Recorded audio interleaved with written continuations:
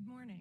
I'm Suzanne Maloney, Vice President and Director of Foreign Policy here at the Brookings Institution, and I'm absolutely delighted to welcome you to our discussion today with Deputy Secretary of State, the Honorable Wendy Sherman. Our discussion today comes amidst an intense debate after the discovery and subsequent shoot-down of a Chinese surveillance balloon that was flying over the United States. These rising tensions reinforce the importance of thinking clearly and comprehensively about China and its role in the world. Our event today is the culmination of the second phase of Brookings' Global China Project, a whole-of-institution endeavor to evaluate the implications of China's rise and America's response. The research conducted during this phase of the project was focused on generating original policy proposals for addressing various facets of China's emergence as a global actor. Our discussion today will examine how the United States is approaching the challenge posed by China. How is the Biden administration working with allies and partners to address the challenge? And how can the intensifying strategic, economic, and systemic competition between Washington and Beijing be managed responsibly?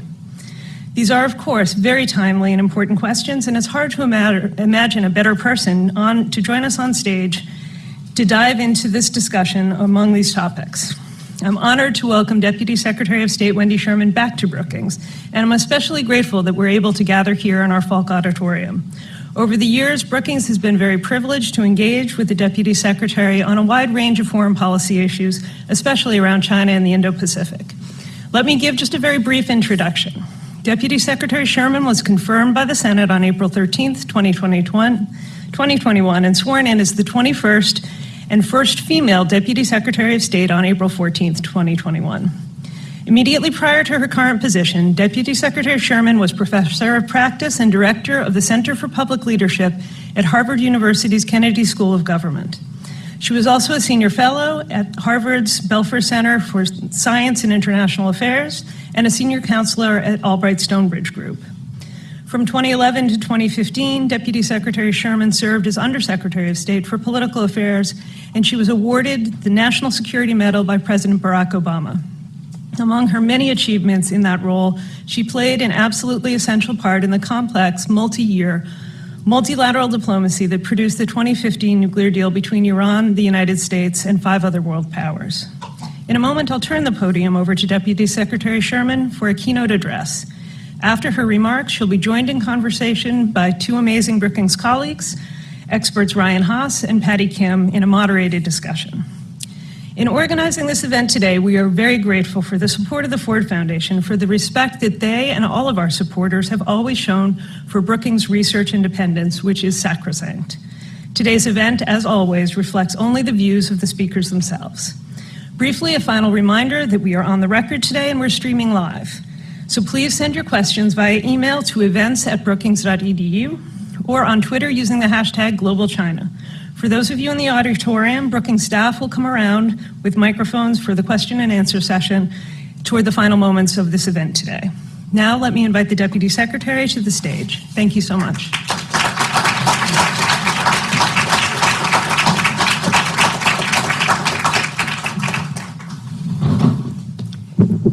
Oops. So, pardon the chair. I have one of those really pesky backs, which some of the rest of you may have as well. So, I may sit. Good morning, everyone. And thank you, Suzanne, for that introduction. And thank you to the team at Brookings for organizing today's discussion. You know, when we first talked about doing an event tied to your Global China program, the topic was, in a sense, evergreen. We could have planned this conversation virtually any time. The People's Republic of China, the challenges it poses, the stakes for global norms and values, the strategies and policy choices demanded from the United States and our partners. These questions have stood front and center from the moment President Biden took office. We've known that the PRC is the pacing geopolitical challenge of our era, one that will test American diplomacy like few issues in recent memory. We've recognized that the PRC is the only competitor with the intent and the means to reshape the rules-based international order. We've witnessed how these facts play out in real time in the PRC's provocative acts in the South and East China Sea, its human rights abuses in Hong Kong, Xinjiang, and Tibet, its use of economic coercion, its threatening behavior against Taiwan, and more. All of that was true 2 weeks ago.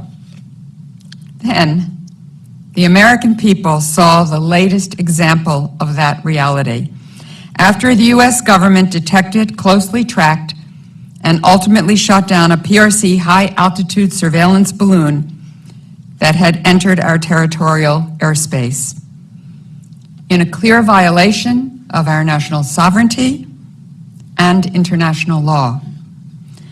Let me add that PRC's high-altitude balloon surveillance program violated not only U.S. sovereignty, but over the years of many other countries as well.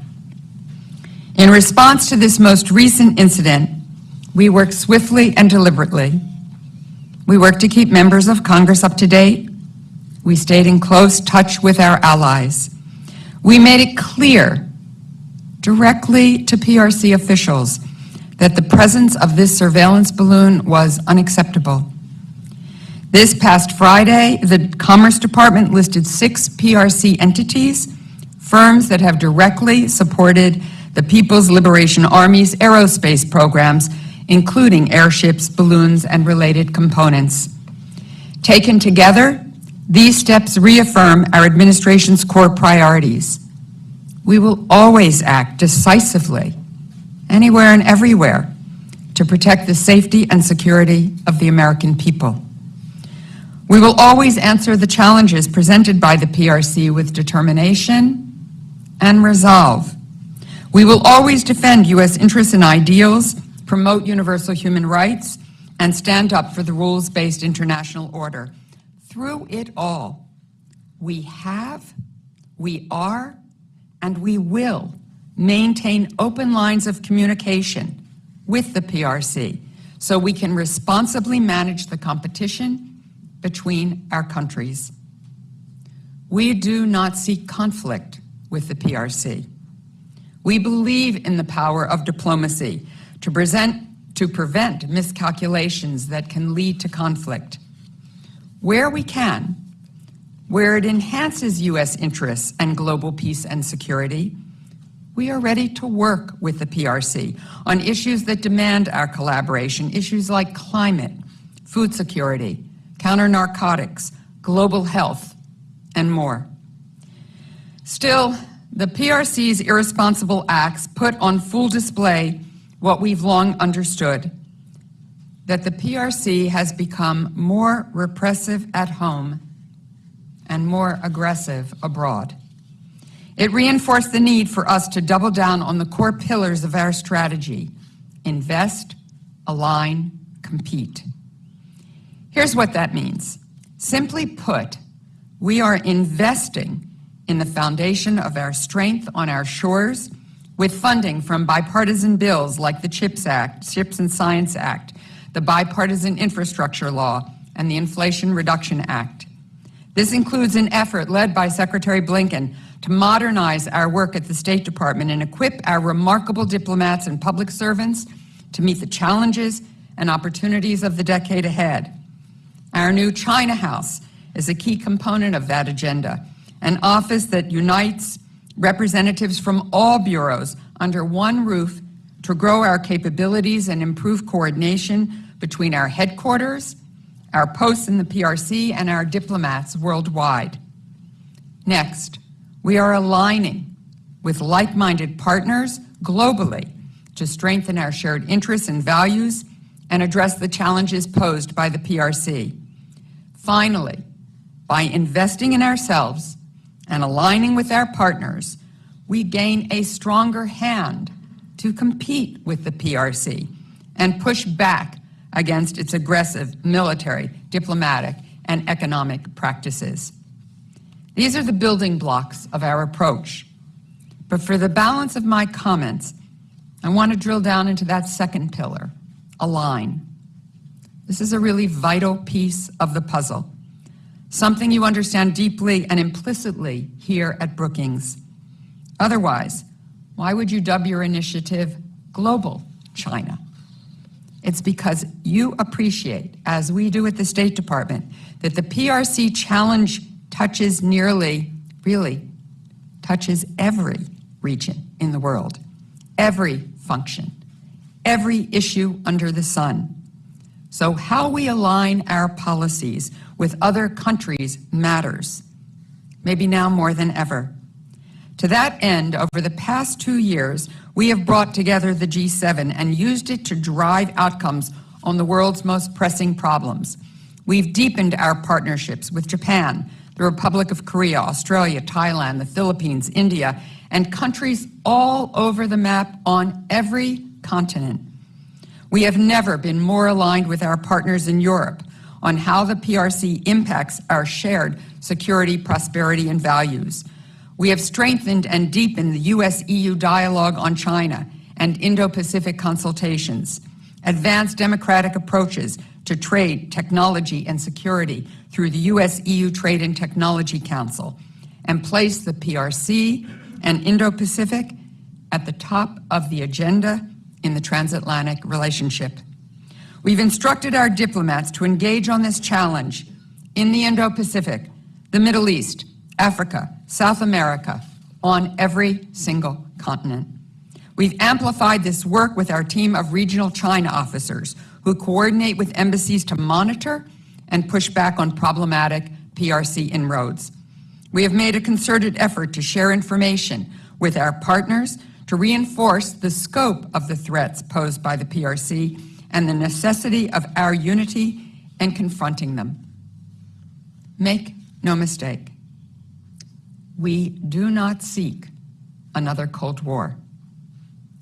But we do ask everyone to play by the same set of rules so that all countries and all people can make their own choices. With our partnerships in place, we will keep pushing back against PRC activities that seek to coerce other countries, distort markets, and undermine American workers and businesses. We will continue to oppose Beijing's unlawful acts in the South and East China Seas, hold accountable those involved in human rights violations in Tibet and Xinjiang, and support the people of Hong Kong. We will continue to do everything possible to bring home unjustly detained Americans. We will continue to warn the PRC against providing military support to Russia's war in Ukraine and to crack down on PRC entities engaged in harmful activities. We will keep working to address the PRC's transnational repression, including their so-called overseas police stations that restrict the rights of the Chinese diaspora around the world. We will keep taking decisive steps to prevent the PRC's exploitation of U.S. technology to enable its own military modernization. Finally, we will keep working to preserve peace and stability in the Taiwan Strait. We remain committed to our long-standing One China policy and oppose any unilateral shifts to the cross-strait status quo. Our policy has not changed. What has changed is Beijing's growing coercion. So we will keep assisting Taiwan in maintaining a sufficient self-defense capability. When all is said and done, what President Biden said in the State of the Union rings true. We are now in, as he said, quote, the strongest position in decades to compete with China or anyone else, unquote. With so many big-ticket items on our radar, no pun intended, the stakes could not be higher. We must act with resolve, with reason, with deliberation and cooperation toward the future we seek. That is what makes our aligned pillar so essential. When it comes to the PRC, or when we tackle any other issue around the world. No matter what challenges we face, our relationships are central and key. Our ability to tap into our wellspring of diplomatic bonds, our collaboration with partners abroad, our investment in bilateral ties and multilateral institutions, it's all essential to sustaining and strengthening a system rooted in long-held norms and rules. Our administration is doing this hard work of diplomacy year-round. It's not sexy. It doesn't lead the headlines. But progress would not be possible. Our goals and any positive news would not be achievable without the tough steps we take every day far from the spotlight. We saw this on display just over the past 2 days as I hosted my counterparts from the Republic of Korea and Japan for our 5th trilateral meeting. Our agenda was robust, covering everything from development to health to democracy promotion and defense. Together, we touted the importance of our coordination across the Indo-Pacific. We highlighted our unified response to the DPRK's destabilizing behavior. We renewed our commitment to complete denuclearization of the Korean Peninsula. We reiterated our support for global norms in the face of the PRC's efforts to undermine them.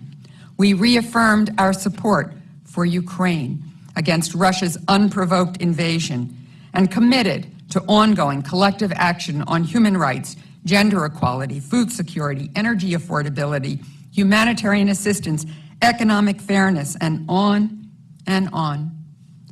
We also brought the EU's Secretary General into these discussions. Yet another sign of how our policies and priorities are aligning with partners everywhere and helping other countries and institutions align with each other as well. This gathering happened just after we marked 1 year since the launch of our Indo-Pacific strategy, our affirmative vision for a region that is free and open, connected and secure, prosperous and resilient, a vision defined not in terms of what we're against, but what we stand for, our common values and interests, dynamic economies and free societies. Alongside partners across the Indo-Pacific, we are doing our part to promote democracy, the rule of law, economic prosperity, freedom of navigation, free and open media, and more. We are advancing commitments made at the Summit for Democracy, pursuing strategic dialogues with the ROK, Japan, and Vietnam on governance and human rights, standing up for democracy and dignity in Burma, funding civil society organizations across South Asia. We're elevating our engagement with our friends in the region, with new embassies in Solomon Islands and the Maldives, with plans for greater diplomatic presence in the Pacific Islands, with regular collaboration with the Quad, that's Australia, India, the US, and Japan. There's another Quad in Europe. ASEAN, partners in the Blue Pacific, and beyond. We are driving regional prosperity through the Indo-Pacific Economic Framework, which is tackling issues around supply chains, trade, the digital economy, and the clean energy transition. Through our APEC host year, we are focused, as our theme says, on, quote, creating a resilient and sustainable future for all, unquote. Through our work with India, we are strengthening innovation ecosystems in both our countries. Through these examples and many others, we are advancing the economic development and dynamism of the entire region. We are also strengthening regional security by modernizing our defense cooperation, conducting extended deterrence dialogues, and increasing joint military exercises. We're bolstering maritime safety and growing countries' capacity to monitor their own waters and cyberspace. We are deepening key alliances as well, designating new enhanced defense cooperation sites with the Philippines and advancing the Australia-United Kingdom-US partnership.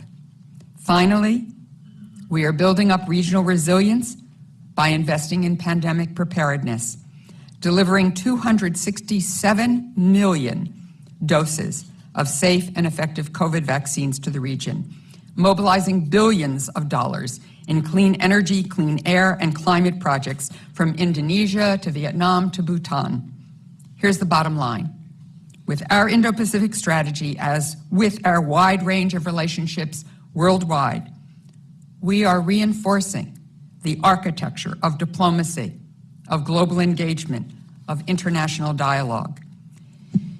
In the face of so many challenges, this must and will remain the bedrock of our foreign policy, part of a proactive strategy to forge a planet defined by cooperation and collaboration, shared prosperity, and steady progress. This grows out of what the President called for as soon as he took office: to reinvigorate America's network of partnerships and alliances, to deepen our engagement in multilateral institutions, to tap into long-time relationships, and build new coalitions designed to meet the tests of our time. This couldn't be more essential, because when we do this effectively, we place ourselves at the heart of a global effort to make real the promise of diplomacy, realizing the vision of a world that's more dynamic and democratic, prosperous and peaceful, fair and free. Thank you.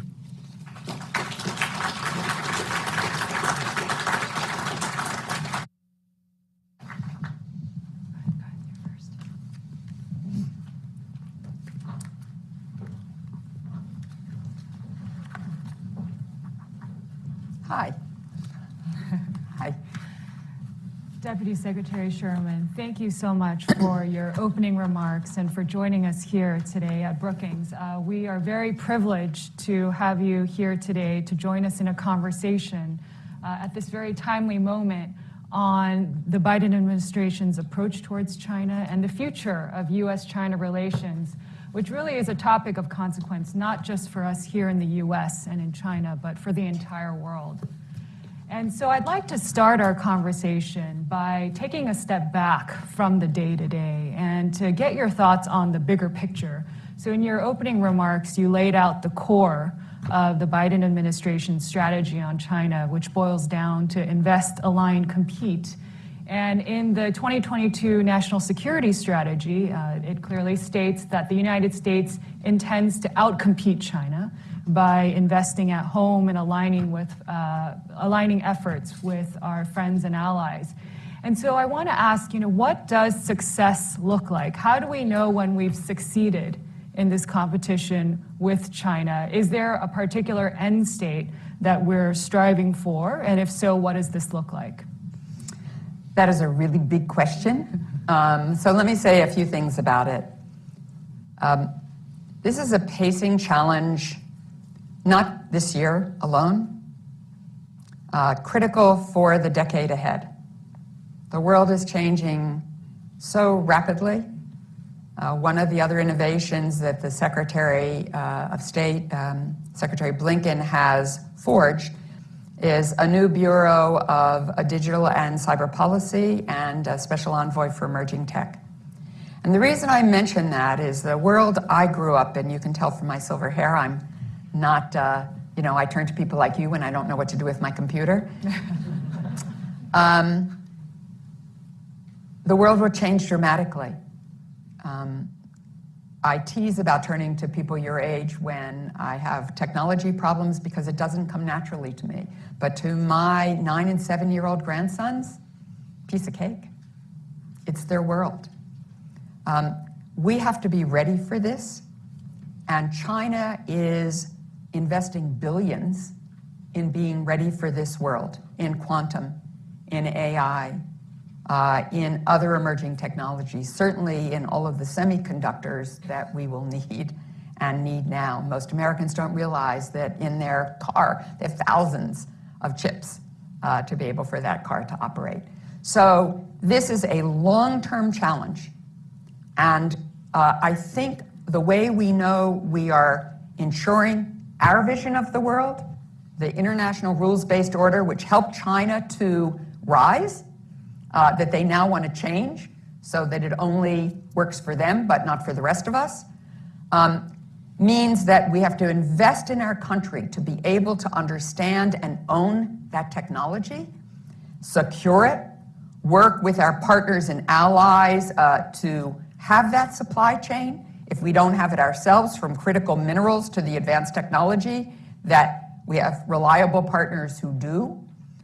There's resilience, there's redundancy to those systems, so that the world we have that is free, open, interconnected, where there is sovereignty and territorial integrity that is looked at by people and observed, means that we have to do a lot of hard work. I'll name one other area where we have to do a lot of hard work. The PRC literally spends billions of dollars in sending information around the world. Billions. The disinformation efforts by the PRC are profound. We're doing better, but we are not yet at the place we need to be so that folks around the world understand what we are trying to accomplish. It's not about that the PRC doesn't have a right to choose its own system. They can choose their own system. Just don't insist everybody else choose the same one. Don't incentivize technology to be able to surveil people or to determine what they are able to do and what information they get. So there are lots of areas in which we have a very big challenge, and I haven't even begun to talk about security and defense, which we could go on forever, but I want you to be able to ask other questions. My point is, the enormity of this challenge is why Secretary Blinken pushed hard to create China House, for us to be able to have a way to better integrate and ensure that every embassy around the world has a bespoke strategy to deal with these challenges and the challenge of the PRC. And to make sure that we had an integrated, coordinated way to wrap our arms around what is an enormous and pacing challenge for all of us. Secretary Sherman, thank you for your eloquent articulation of the Biden administration's strategy towards China. I want to... You can stop there, Ryan. That was good. we can wrap it. I want to start to dive into a few of the details that are dominating headlines today. And I don't want us to get captured by headlines, but it is important for us to situate this conversation. And the State Department seems to have been clear that we have postponed but not canceled Secretary Blinken's travel and your travel to Beijing. So what conditions would need to be present in order for us to have confidence that your trips to Beijing will be productive? And what is it that we're asking of the Chinese in this moment? So look, we, all throughout this episode of the surveillance balloon, we have maintained communications with the PRC. When we first knew about the balloon, as I think has been reported in the press, Secretary Blinken and I called in the most senior person at the PRC embassy in the evening to tell them directly, even before it was made public, that we were very concerned about this. They, as we know, take messages back faithfully, which we appreciated, and we initially saw from the PRC a regret about this balloon, but also that it was a weather balloon that had gone off course. That, of course, is what we know not to be accurate, that it was a surveillance balloon. How it got to the continental United States, how it got to Alaska, and then through Canada and across the United States, we can debate, and we'll learn more about as time goes on, but it traversed U.S. territory, which was a violation of our sovereignty and a risk. Just to make sure everybody knows, we close down any military site. We know how to do this so that no intelligence can be captured. But nonetheless, this was of concern, and the president early on gave the order for the balloon to be taken down as soon as it was safe to do so. And as you all know, we took it down. So all through this, there has been communication, both here in Washington, with Washington colleagues, with folks in the the PRC and with our embassy, Ambassador Burns and our Dave Mealy, our deputy, with colleagues in the PRC. So we've never stopped communicating and trying to understand each other and make sure that although we had to do what we had to do, that we were clear, straightforward, and also made it clear that we were postponing this trip. And when we assessed conditions were right, we hope to put it back on the schedule. We will find the right opportunities to move forward step by step, but I don't have any announcements today. Okay. But I knew you'd ask the question.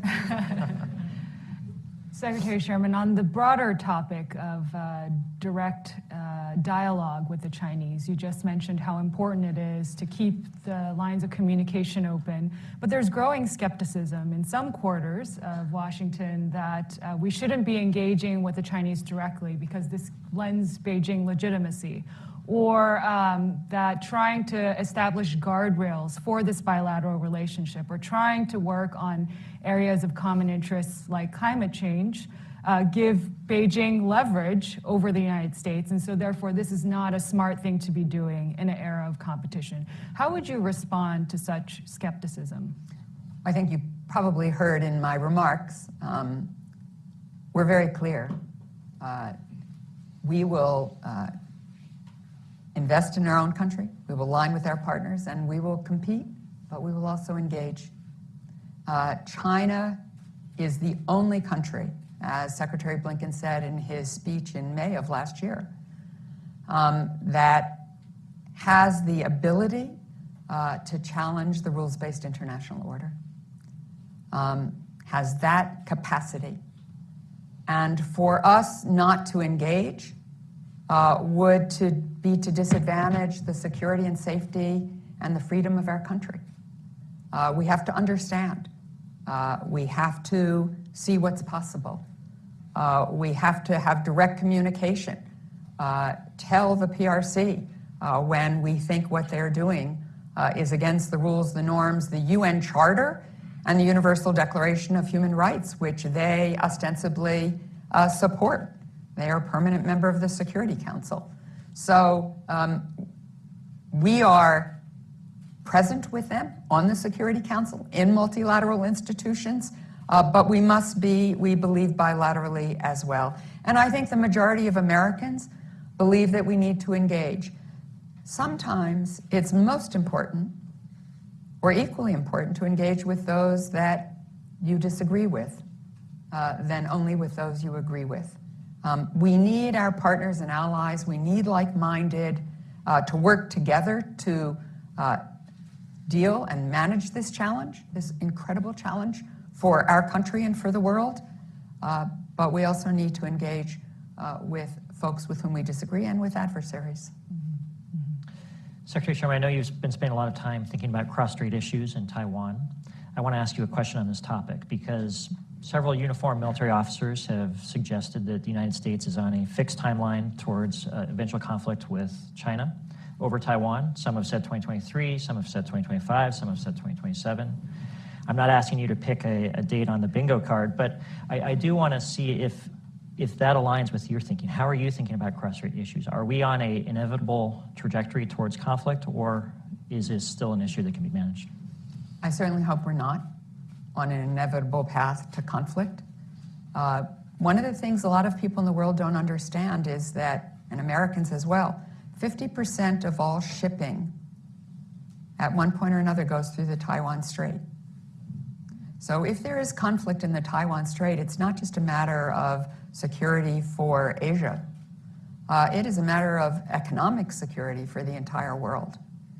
One of the things I think that the world has come to understand is that through the unprovoked, premeditated, and horrifying invasion by Vladimir Putin of Ukraine, is that conflicts in one part of the world have impacts on the rest of the world.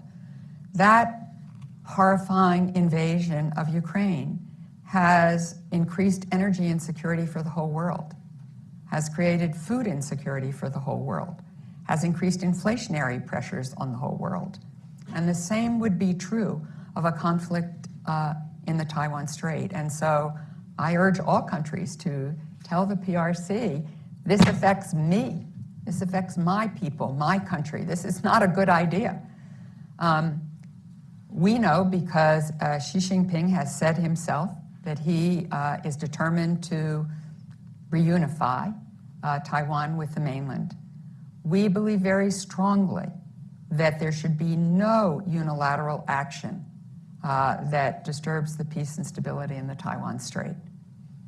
And we are committed to support Taiwan in its ability to defend itself under the our One China policy, guided by the Taiwan Relations Act, the 3 joint communiques, and the 6 assurances.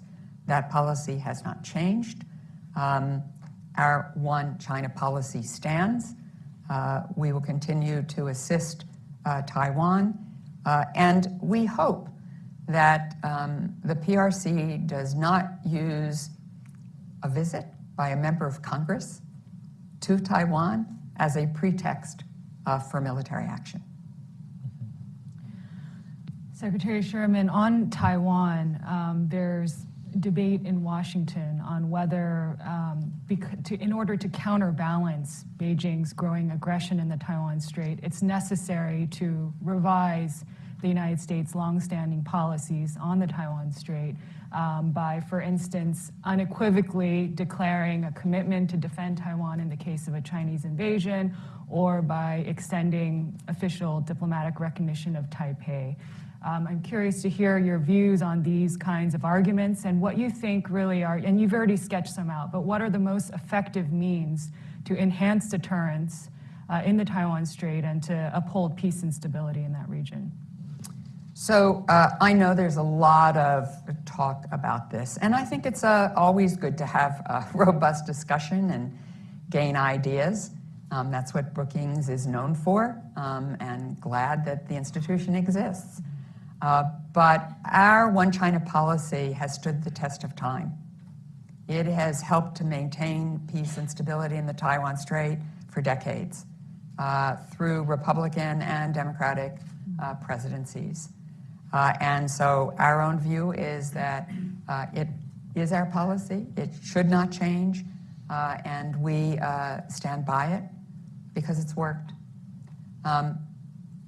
I think, as I said to the previous question, we are committed to assisting Taiwan in its ability to defend itself, and we will continue to follow the guidance of the Taiwan Relations Act, the 3 joint communiques, and the 6 assurances.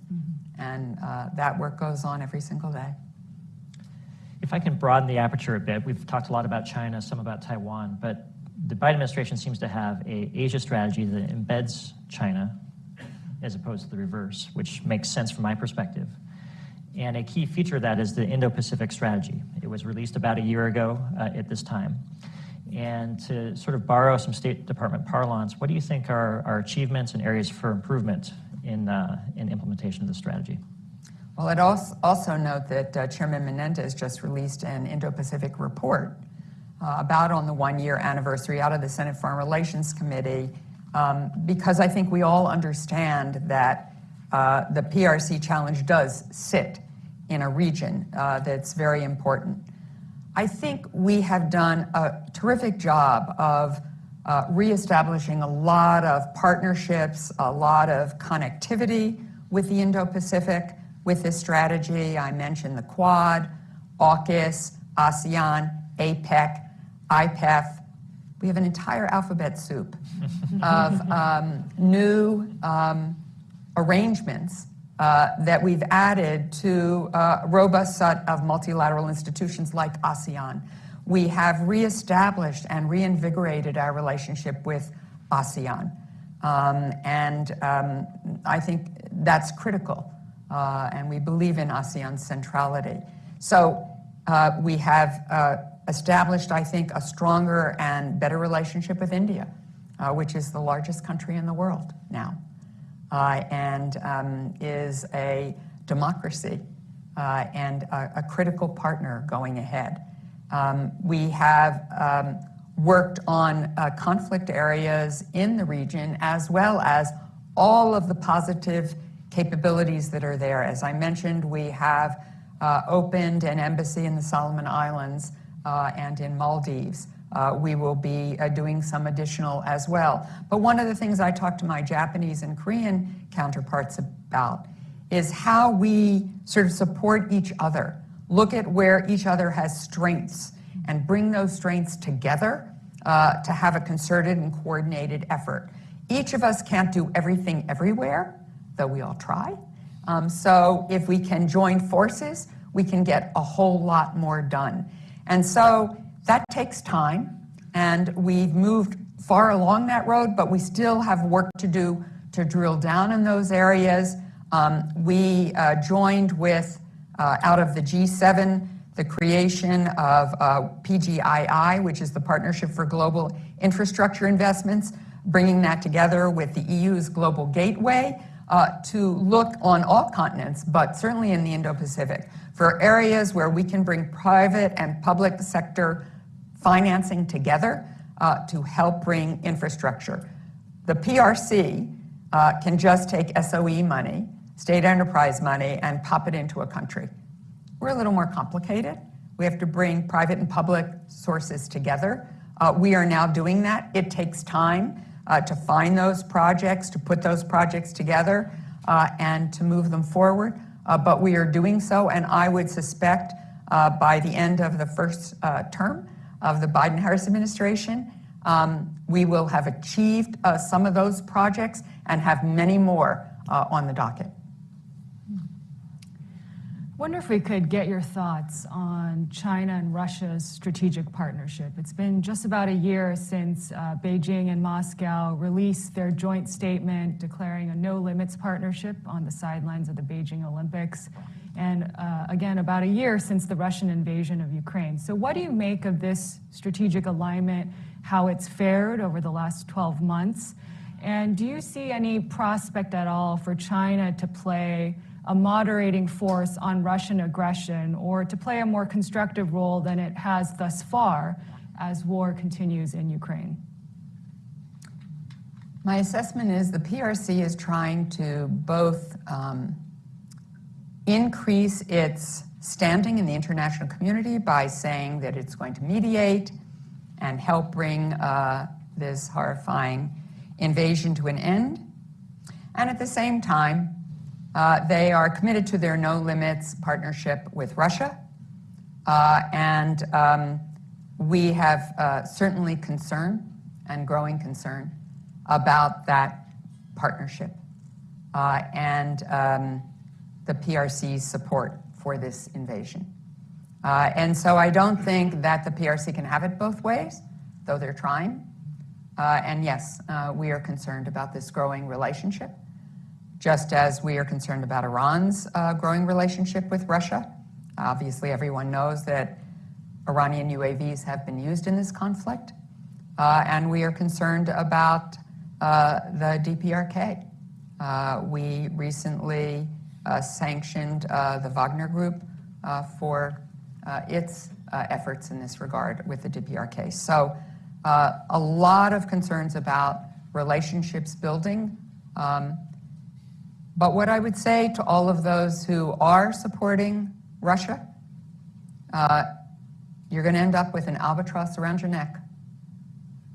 Because having been in Kyiv, having had the privilege of being in Kyiv recently, the resolve, the determination, the courage of the Ukrainian people, supported by the American people, and I want to, since we're streaming, thank the American people for their steadfast support, for the Congress's bipartisan support for Ukraine. The Ukrainians are going to deliver a strategic failure for Putin, and that's going to create a lot of problems for those who are supporting this unholy invasion going forward. Well, we have an audience here who I know is very eager to ask you questions. I'm going to open the floor now. We'll take 2 questions at a time. If you can, please state your name, your affiliation, and please be very concise with your question. We'll start with Sheldon Ray. It's coming. Thank you, Ryan. I just spent 8 days in Hong Kong, and Hong Kong attitudes toward the U.S. are still pretty positive overall, but there is a deep resentment against the U.S. for punishing Hong Kong for the sins of China to some extent. Please comment. Thank you. And we'll take one other question. We'll take it right here. Thanks. I'm Ian Marlowe from Bloomberg News. Deputy Secretary, I'm just wondering, before the balloon floated into all of our lives, there was this period of this sort of post-Biden-Xi meeting where it looked like ties were sort of progressing towards a sort of more normalized state of affairs. I'm just wondering, how much has the balloon incident itself, as well as the Chinese response, blaming the U.S., putting out a narrative out there that this was, it wasn't a surveillance device, trying to rope allies behind them and getting some support from places like Venezuela and maybe some other places. How much is that preventing the U.S. and China from getting back to that, that path that Biden and Xi wanted for the direction of ties? And is that media response from China, is that making things worse? Is it making it harder? Do both sides want to move past this but kind of can't at the moment because of the public reaction? Thank you. Thank you. And I want to say, now that we've had two wonderful questions from two guys, the next question has to be from one of the women in this audience. It's a deal. Anybody who's been around me in any other public setting knows that to be the case. Breaks my heart that there's resentment, but I hear you loud and clear about that. We really want to stand, and I think we have, with the people of Hong Kong.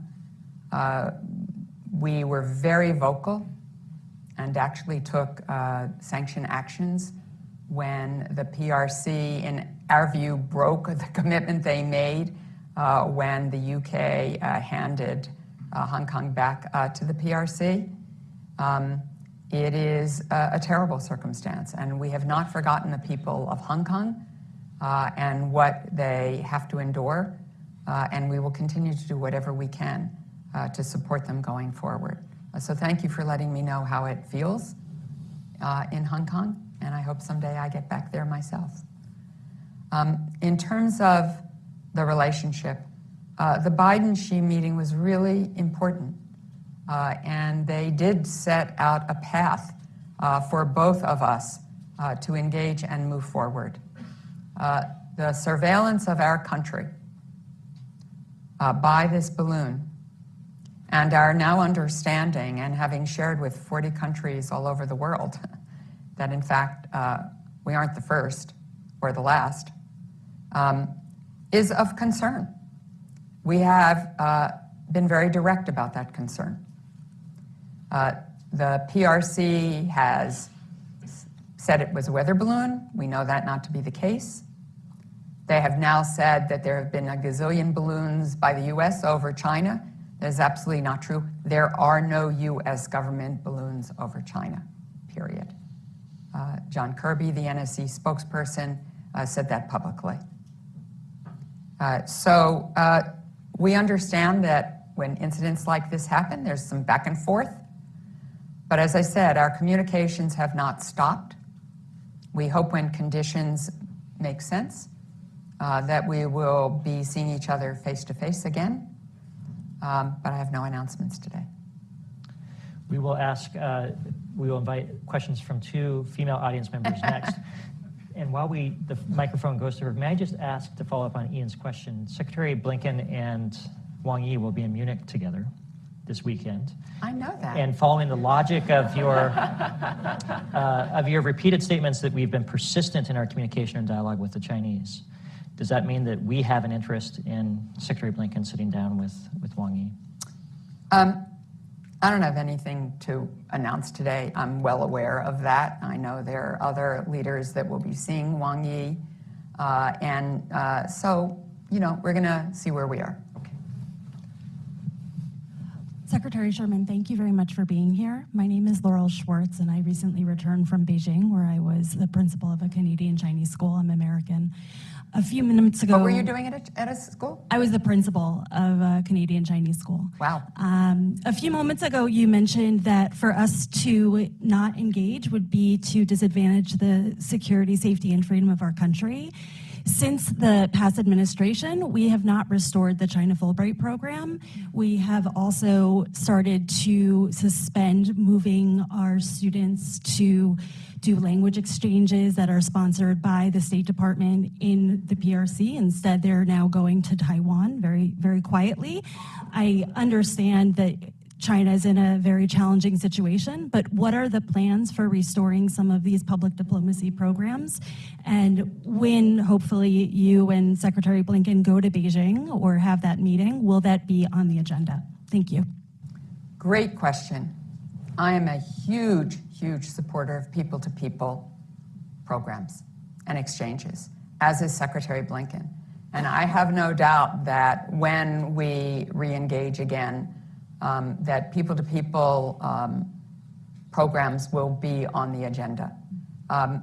You know, whether we get to Fulbright right away, probably not in the first instance. Been a fantastic program, really important to both our countries. So I think this will be a slow process, but I think that it's very important. I think there's something like, I'm going to get these figures wrong, so I probably shouldn't say them. There are thousands of Chinese students who come and study here. Thousands. I think it's really important. We do impose some restrictions because we want to protect our technological insights, and we have to do that, but nonetheless, thousands of Chinese students. Very few American students are in China, and we want to increase those numbers because we think it's important for us to understand each other better, and young people studying is an important part of doing that. So thank you for raising that question. I know Liz Allen and Lee Satterfield in our undersecretaryship and our exchange and cultural assistant secretary will be very grateful that you did. I'd like to take another question from the lady in the back. Hi, thank you so much, Madam Secretary. This is Chinar. I'm from George Washington University. I'm currently undergrad student study IA, and I'm just want to appreciate your talk for covering so many relevant issues. And specifically, my interest would be when you mentioned a bilateral or multilateral relationship building, as we see both as permanent members of Security Council US and China, they haven't been having a good record of working together, especially on a lot of really critical issues of comprehensive security challenges we're facing nowadays. So I'm wondering what's your perspective on what are the ways you see those two nations going forward, especially on issues such as climate change, mutual sort of counterterrorism, gender issues as well. Thank you so much. Sure. UN Security Council is a pretty challenging place right now when two of the members are Russia and China. But it nonetheless is an important venue. There are discussions going on now about a whole range of issues all over the world. I'd say the UN General Assembly has become a revised part of the institution because of the challenges in the UN Security Council. And just to put in a plug, the President, as he said in his UN General Assembly speech this year, as Secretary Blinken has said, we are big supporters of UN and Security Council reform because we believe that more voices need to be heard in the deliberations of the world, and we think that would help make the decisions that we are all trying to make on behalf of our citizens. There is no doubt that we cannot meet the climate challenge without engagement with the PRC. It's just not possible because we are both such large emitters and historic emitters. I'm very glad that one of the relationships that did get re-engaged after it got disengaged following Speaker Pelosi's visit to Taiwan was the channel between Special Presidential Envoy John Kerry and his Chinese counterpart. Now, that's strained at the moment, but it is absolutely critical, and as we head toward COP28, COP27 was okay, but we need to make much more progress, much faster. I'm very appreciative of the support in Congress for the Inflation Reduction Act because, among other things, it's the larger investment in our own climate change technology that we need to reach 1.5 degrees Celsius. So your point is incredibly well taken and speaks to the fact that there are areas in which we need to see whether we can cooperate. I also appreciate, of course, you're raising gender issues, which was a topic of conversation with my Korean and Japanese colleagues as well. Any society that does not ensure opportunity and access for women is missing half of the resources that their country could have. Indeed.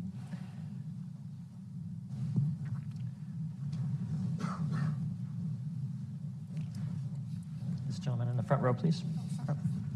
Thank you, Mallie. Thank you very much. Madam Secretary, thank you for your very robust and thorough explanation of our China strategy, particularly underscoring the importance of diplomacy that takes place underneath the headlines and behind the scenes. And along those lines, my name is Matthew Murray. I'm a professor at Columbia University and former Deputy Assistant Secretary of Commerce for the Obama-Biden administration. I wanted to get your assessment on our success with commercial diplomacy, and specifically, how well are we doing at persuading local leaders in sub-Saharan Africa, South America, that it is better to do business on the basis of the Foreign Corrupt Practices Act rather than, using state-owned enterprise money or using, China finance. And specifically, are we winning projects? Are we winning deals based on the sustainability argument? Thank you. I'd say we're doing better. I think it was terrific that Secretary Yellen just did a trip to Africa. She was able to engage directly with leaders and talk about investment, talk about macroeconomics, of course, but she also talked about debt and what is the nature of debt and why is there debt. We're putting pressure on, for instance, not in Africa, but in Sri Lanka, with India having come in, with the Paris Club having acted to get the PRC to now do what it needs to do since it holds most of Sri Lanka's debt. I think countries in Africa have particularly understood. I totally understand why they take Chinese money. It's easy. But a lot of them have learned that it can lead to debt, that they can't sustain, that they then don't maintain control of their assets, that the PRC often brings in Chinese workers as opposed to transferring technology to local workers. And so we have to make a case. It's harder for us to make the case you're suggesting, that we're bringing really sophisticated finance. We're bringing the private sector and public monies together. I think DFC and MCC are terrific new vehicles. I think Amos Hochstein leading PGII is critical. I think we are now putting deals together, working with the EU as well through Global Gateway. This is all really hard work. Secretary Raimondo is just fantastic, also traveling the world, all the while she is managing staggering amounts of money at the Commerce Department under the CHIPS Act, because that's really our future. That is really our future. So I think there's really robust activity taking place in the administration. It's hard work. It's very hard work. We have time for one final short question. If we can have it from a female, that would probably be best. Right here. Thanks for taking my question. My name is Mary Lovely. I'm from the Peterson Institute. You mentioned many ways in which the U.S. is competing with China. I'd like you to address again about cooperation with China. Where are we able to find pathways that are mutually beneficial? Again, on financing, you talked about competing in terms of, outside of the U.S. Again, how do we work with China in third countries who will remain close to China, either through agreements in the region or just geographically? Thank you. Let me be really clear. We don't tell countries that to choose between our money and China's money, or China and the United States, or the PRC and European Union countries, or Middle Eastern countries, or other countries that could help finance what they're doing. What we say is, we believe there is a rules-based international order. We believe that there are rules that have been set out in the international system that we have all bought into, that helped you, PRC, rise and be able to reduce significantly the level of poverty in your country, which is impressive. But the Chinese have been able to do that because of the rules-based international system, which they now no longer want to make use of, but rather set their own rules. And so it's fine if there is Chinese money. There is Chinese money in the United States. United States companies invest in China. So we're not saying end all of that. We're not talking about decoupling anywhere. De-risking where it makes sense? Absolutely. Absolutely. And really having eyes wide open about what you're doing and what's possible. But we are all for countries being able to develop, to create a middle class. Countries having a middle class is good for America because it's an export market for what we produce and who we are. So it's not to say that the PRC can't invest or that you should toss them out. It's that be eyes wide open, understand what you're getting, understand what rules apply, what the norms are. Give us a chance. See what we have to offer. Let us compete and help you develop as a country in the ways that you choose. We believe that we must find a path to cooperate on climate. It would be really critical if we could reestablish our counter-narcotics effort. There is enough fentanyl in the United States today to kill every one of us. Some experts believe. There's probably not a parent in this room who doesn't know somebody or somebody who knows somebody whose kid died of an overdose, accidental or otherwise. Some years ago, China did close down fentanyl, but not the precursors in some of their companies. Some of the precursors are in other countries now as well. And for some countries, illegal synthetics are not fentanyl, they're other things. This is something the whole world has to work on. The whole world has to work on stopping the production of illegal synthetic drugs. Some of them are necessary for medical health, but not all of them. So global health is another area in which we all need to work together. And the issue of fentanyl is not just a counter-narcotics issue, it is a global public health issue, a huge global public health issue. There are other areas in which I know we can find a path to work together. The people-to-people exchanges are another one.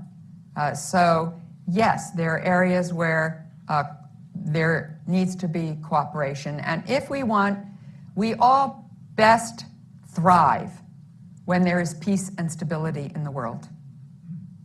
It's why the world hopes that, if Putin decided today to withdraw his troops, the war ends. If Ukraine stopped today, Ukraine would end.